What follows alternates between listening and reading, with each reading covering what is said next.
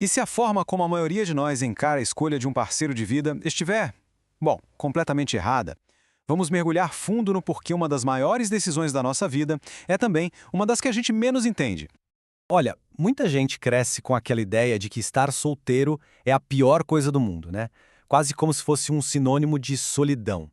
Só que a verdade, que a gente muitas vezes esquece, é que existe algo muito, mas muito pior do que estar só. É se sentir só estando com a pessoa errada. Então, peraí. Qual que é o verdadeiro ponto de partida nessa corrida pela felicidade? Vamos entender isso melhor agora. Pensa bem, quem tá solteiro tá a um passo de encontrar a felicidade. Agora, quem tá num relacionamento ruim, nossa, essa pessoa tem uma jornada bem mais longa e dolorosa pela frente. São 3 etapas difíceis, não uma. A escolha de com quem a gente vai passar a vida é uma decisão tão, mas tão gigante que é quase difícil de colocar em palavras.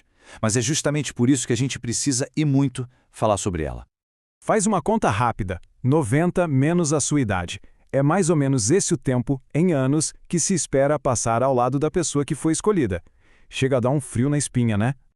E não é só tempo. A gente está falando de umas 20 mil refeições juntos, sem férias, 18 mil vezes perguntando, e aí, como foi seu dia? É a pessoa que vai te influenciar e, se tiverem filhos, vai ser a principal influência na criação deles. A escala disso tudo é absurda. Tá, mas se a coisa é tão séria assim, por que tanta gente inteligente acaba escolhendo parceiros que, no fim, só trazem infelicidade? A resposta, basicamente, está em 3 grandes armadilhas que pegam a gente de surpresa. E a primeira delas é o péssimo manual de instruções que a sociedade entrega pra gente. É muito irônico, né? A gente planeja a carreira, os estudos, a próxima viagem, mas na hora de tomar a decisão que mais vai impactar a nossa felicidade, o conselho é: não pensa muito, segue o coração e espera que dê certo. Não faz muito sentido. E para piorar, o nosso próprio cérebro não ajuda muito. Ele foi programado evolutivamente para sentir paixão, para procriar, não necessariamente para manter uma parceria feliz e saudável por 50 anos. A química do amor pode ser bem traiçoeira. Então, o que acontece quando a gente mistura essa pressão da sociedade com os nossos impulsos biológicos? Bom, a gente tem a receita para o desastre. E essa receita cria uns perfis bem clássicos de pessoas que, olha, talvez a gente até reconheça por aí. O primeiro é o Ronaldo. Para o Ronaldo, amor é tipo um conto de fadas. Ele acredita que se a paixão existe, todo o resto magicamente vai se resolver. Sabe, para ele, as brigas constantes, as diferenças enormes de valores, tudo isso é só um detalhe. Ele se apega àquele sentimento inicial de paixão como se fosse uma cola mágica que vai consertar qualquer rachadura. Depois, a gente tem a Frida.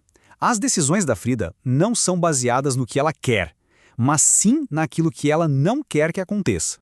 O problema é que, ao fugir desesperadamente do medo de ficar sozinha ou do que os outros vão pensar, ela acaba correndo direto para o maior risco de todos, o de passar a vida inteira infeliz ao lado de alguém. E o Eduardo? Bom, o Eduardo meio que terceiriza a decisão. A opinião dos outros acaba valendo mais do que a dele. No fim das contas, a escolha dele é baseada em como o relacionamento parece por fora e não em como ele se sente por dentro. E, sendo bem honesto, qual a chance disso dar certo a longo prazo? Agora, vamos falar da Sharon. Para ela, um parceiro é quase um currículo ambulante.